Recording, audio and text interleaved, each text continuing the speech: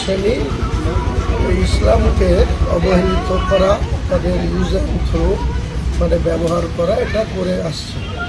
এইসবের প্রতিবাদে আমরা একটা আমাদের কমের মধ্যে একটা ইউনিটি বা ইউনাইটেড চলার চেষ্টা করছি। তার মানে এই নয় যে আমরা মুসলিম ব্যক্তিগতভাবে তাদের কোনো বিরোধী বা সেই ধর্মের কোনো বিরোধিতা করা আমাদের কোনো অভিপ্রায় নেই। দাদা আপনি কত জায়গায় যাবেন আজকে মানে দোয়ানিতে এরকম যাওয়া? আমি এর আগে আপনার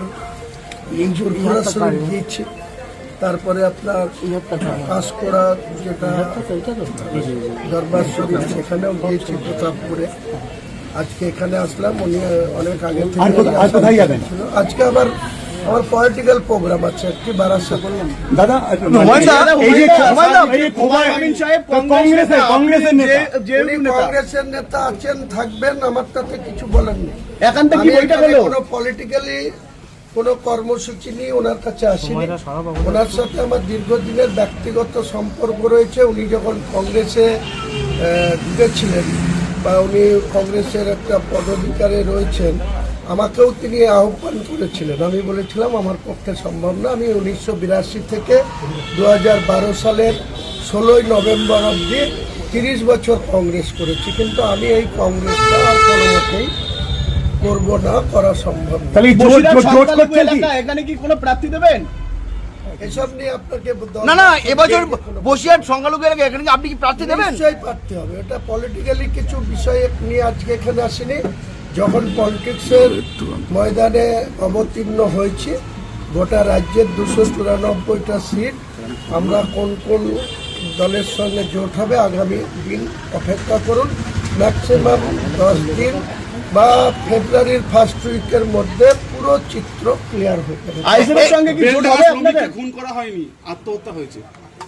ওটা রাজ্য সরকার আর হিমন্ত সরেনের গট অফ গেম।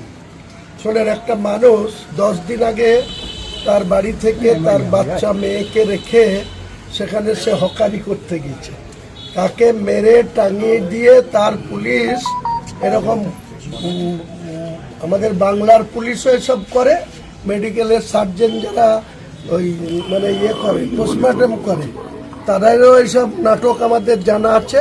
আর এটা কিভাবে সেই ফ্যামিলিকে এখন মানুষের কাছে মুখ পাচ্ছে না। মুসলিম সমাজের মানুষ যেখানে পরিযায়ী শ্রমিক যাচ্ছে, কোথাও উড়িষ্যায় জুয়েল রানা খুন হয়ে তার বাড়ি আসছে, কখনো আলাউদ্দিন খুন হয়ে বাড়ি আসছে, কখনো আনিসুর রহমান সে বিহারের হাজিপুরে মার খেয়ে এখনো বিছানাগত হয়ে আছে। আর এসব নাটক করবে, এসব জবাব আগামী 26। এই নিয়ে তো একটা ব্যাপক তুলতালাম হলো এলাকা, সেখানে আমি হলো। আমিও গিয়েছিলাম। দেখুন, উত্তেজিত জনতা যে সমস্ত ঘটনা ঘটিয়েছে, যেদিন শুক্রবার ছিল সেদিনকে আমি অলরেডি 16 তারিখ ছিল, আমি ব্রিগেডে ময়দানে 1 ফেব্রুয়ারি মিটিং করব বলে 6 তারিখ আমি ব্রিগেডের যিনারা আধিকারিক মিস্টার কর্নেল ত্যাগী, ওনার কাছে ডকুমেন্ট সহ জমা দিয়েছিলাম ব্রিগেডের এমএসসির জন্য। উনি 6 তারিখের পরে 8 তারিখে প্রসেস করলেন, আমাকে 13 তারিখে ডাকলেন। 13 তারিখে একটা চিঠি ধরানো হলো, সেই চিঠিতে বলা হলো 16 তারিখে বেলা 1টায় আসতে। আমি 16 তারিখে সকালবেলায় আমার বাড়ি থেকে 7টার সময় রওনা দিয়ে আমি কলকাতায় ঢুকে নামাজ পড়ে জুম্মার, তারপরে ত্যাগী সাহেবের কাছে গেছিলাম। উনি 1.5 ঘন্টা পরে আমাকে জবাব দিলেন যে মাঠ দিতে পারছি না, ফেব্রুয়ারি থেকে 20 মার্চ পর্যন্ত কোনো রাজনৈতিক দলকে মাঠ দেওয়া হবে না, মাঠটা আপনি শহীদ মিনারে করুন। আমি বললাম আমার 10 লক্ষ লোকের প্রোগ্রাম হবে, আমি শহীদ মিনারে তো 25,000-এর রেকগনিশন কী করে করব। তাই সেই মিটিংটা তখন যখন আসছিলাম, রাস্তায় যখন জাগুলিয়াতে আসি, তখন আমার কাছে খবর আসলো যে আলাউদ্দিনের ডেড বডি এসছে, আমরা রাস্তা অবরোধ করবো। আমি নিষেধ করেছিলাম যে হটকারি করো না, NH-এর মতো রাস্তা তোমরা অবরোধ করো না, তোমরা দুপুরবেলায় জানাজা করে বাঁচিয়ে দিয়ে দাও, আমি সন্ধ্যার মধ্যে তোমাদের বাড়িতে আসবো, এসে বেলডাঙ্গা প্রশাসনের সঙ্গে এসপির সঙ্গে কথা বলবো। কিন্তু ওনারা হঠাৎ করে অবরোধ করেছিল, 7 ঘন্টা অবরোধ ছিল, সেখানে কোনো অপ্রীতিকর ঘটনা ঘটেনি, শুধু সাধারণ মানুষের যাতায়াতের অসুবিধা হয়েছে। জানেন একটা NH হাই রোড, সেই রোড যদি 7 ঘন্টা অবরোধ থাকে, রেল অবরোধ থাকে, সেটা অনেক মানুষের ক্ষতি হয়। আমরা এগুলো করি না। পরের দিন হঠাৎ করে আবার ওই আনিসুর রহমান হাজিপুরে মার খেয়ে সে বেলডাঙ্গা হসপিটালে ভর্তি, ওকে রেফার করেছে বহরমপুর মেডিকেল কলেজে। কে বা কাহারা গুজব ছড়িয়ে দিল যে আনিসুর রহমানও মারা গেছে। আমি তখন বেলডাঙ্গায় আমার পার্টি অফিসে প্রেজেন্ট, বেলা 11টা বাজে আমি প্রেজেন্ট ছিলাম। ডোমকলে সেদিন আমার সভা ছিল বেলা 2টোয়। আর আমাদের তৃণমূলের যুবরাজের জেনারেল সেক্রেটারি MP ইনার সভা ছিল বহরমপুরে।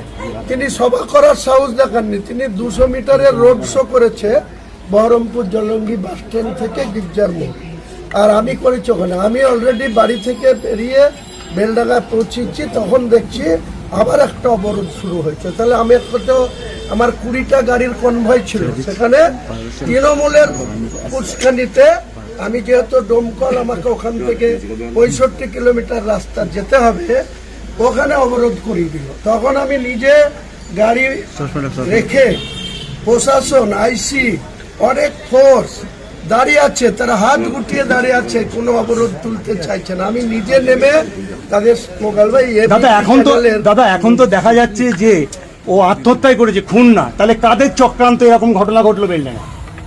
দেখুন, আপনারা যে রিপোর্ট এসছে রাজ্য সরকারের মাধ্যমে, হেমন্ত সোরেনের ঝাড়খণ্ডের প্রশাসনের পক্ষ থেকে, তার বেসিসে আপনি বলছেন। কিন্তু আমি বলছি তার বাবাকে, তার মাকে, তার 3 বছরের বাচ্চা মেয়েকে আমরা চিনি, জানি। আমি সেদিনকে ফিরে গিয়ে রাত্রি 9টায় তাদের বাড়ি গেছিলাম। হাজার হাজার লোকের সামনে তাদের বাড়িতে আমি দেখা করেছি। আমি বলছি নিশ্চিত যে আলাউদ্দিন খুন হয়েছে। তার কাগজ কলমে যতই তাকে চালানো হোক যে তিনি সুসাইড করেছে, এমন কিছু ঘটনা তার বাড়িতে নেই। তার 2 ভাই, এক ভাই দুবাইয়ে থাকে, বড় ভাই, আর ও এখানে থাকে। ওর বাবা মা, ওর 3 বছরের বাচ্চা মেয়ে, ওর স্ত্রী, তার সংসার নিয়ে সে ওখানে হকারি করতে গেছিল, তাকে মেরে টাঙিয়ে দিয়ে আজকে এসব করা হয়েছে। রিপোর্ট চাওয়ানো হয়েছে। যখন দেখছে বেলডাঙ্গা উত্থাল, 7 ঘন্টা অবরোধ, তখন কেন 4 দিন 5 দিন 7 দিন পরে পোস্টমর্টম রিপোর্ট দেখাচ্ছে? তাহলে সেই দিন কেন দেখালো না? সেই দিন কেন রাজ্য সরকার, যখন অভিষেক বন্দ্যোপাধ্যায়ের হেলিকপ্টার প্রয়োজন হয়, তখন হেমন্ত সোরেনের হেলিকপ্টার নিয়ে তিনি বাংলার সভা করে বেড়ায়। আর যখন বেলডাঙ্গা 7 ঘন্টা অবরোধ হচ্ছে, তাহলে বাংলার মুখ্যমন্ত্রী বা পুলিশের DGP কেন ঝাড়খণ্ডের DGPর সঙ্গে কথা বলে সেই দিন সামনে আনলো না, যেটা সুসাইড কেস, এটা কোনো রকম মার্ডার না? তাহলে তো এত কিছু ঘটতো না। এসব আমরা বুঝি। তাহলে কেন করলো এই সরকার? এখন মুসলমানদেরকে বুঝাতে হবে তো, মুসলমানরা বিগড়ে গেছে। মুসলমানরা TMC কে ভোট দিবে না বলছে। আমাদের নতুন পার্টির দিকে দলে দলে যোগদান করছে, যেখানে যাচ্ছে হাজার হাজার মানুষ মিটিং অ্যাটেন্ড করছে। এরা আতঙ্কে এখন ওখানে হেমন্ত সোরেন তো মমতা ব্যানার্জির ছোট ভাই, কাজে ছোট ভাইকে তার প্রশাসনকে যা বলবে সেরকম রিপোর্ট তৈরি করে এখন মুসলিমদের কাছে মাসিয়া সাজতে হবে।